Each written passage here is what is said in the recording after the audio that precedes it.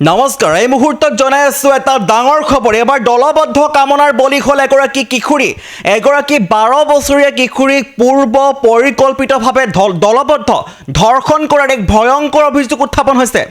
এগৰাকী মহিলাই এই 12 বছৰীয়া কিশোৰীগৰাকীক ফুচুলাই নিছিল এটুকুৰা নিৰ্জন ঠাইলৈ আৰু তাৰ পিছতেই দলবদ্ধ ধৰ্ষণৰ সেই কামনাৰ বলি হ'ল এই 12 বছৰীয়া কিশোৰীগৰাকী পুনৰবাৰ জনাইছোঁ এক দেশ কঁপাই যোৱা কাণ্ড সংঘটিত হৈছে 12 বছৰীয়া কিশোৰীগৰাকীক দলবদ্ধ ধৰ্ষণ কৰা হৈছে আৰু এগৰাকী মহিলাই কিশোৰীগৰাকীক নিৰ্জন ঠাইলৈ আচলতে ফুচুলাই মাতি নিয়াৰ অভিযোগ আৰু তাৰ পিছতে দলবদ্ধভাৱে ধৰ্ষণ কৰা হ'ল এই কিশোৰীগৰাকীক কৌতে ঘটনা জনাই আছোঁ হাফ প্লেটৰ সহায়ত দেশৰ ৰাজধানী দিল্লীত দলবদ্ধ কামনাৰ বলি হ'ল কিশোৰী আটক হৈছে মহিলাসহ 5 গৰাকী লোক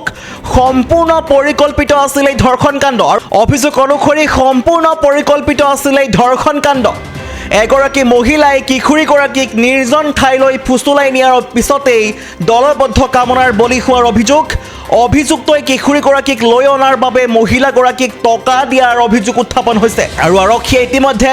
3টা কিশোৰৰ লগতে 5জন অভিযুক্তক গ্ৰেপ্তাৰ কৰিছে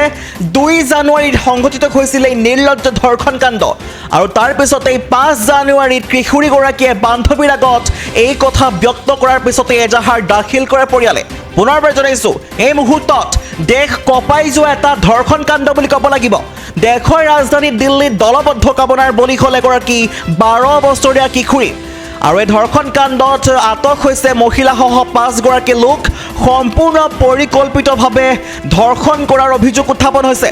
আৰু এগৰাকী মহিলাই কিশোৰীগৰাকীক নিৰ্জন ঠাইলৈ ফুচুলাই নিয়াৰ পিছতেই দলবদ্ধ কামনাৰ বলি হোৱাৰ অভিযোগ উত্থাপন হৈছে পুনৰবাৰ জনাইছোঁ এগৰাকী 12 বছৰীয়া মাত্ৰ কিশোৰী 12 বছৰীয়া কিশোৰীগৰাকীয়ে দলবদ্ধ কামনাৰ বলি হ'বলগীয়া হৈছে কোনো নৰপিশাচৰ হাতত নিজৰ সতীত্ব ধ্বংস কৰাৰ যি আচলতে এই কামনাৰ বলি হোৱাৰ পৰিলক্ষিত হৈছে অভিযুক্তই কিশোৰীগৰাকীক লৈ অনাৰ বাবে মহিলাগৰাকীক টকা দিয়াৰ অভিযোগ উত্থাপন হৈছে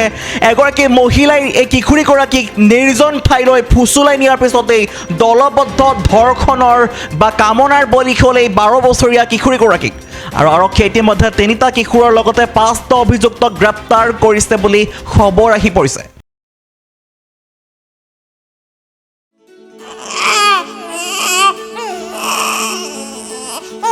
অভিনন্দন আপোনাৰ এজনী ছোৱালী জন্ম হৈছে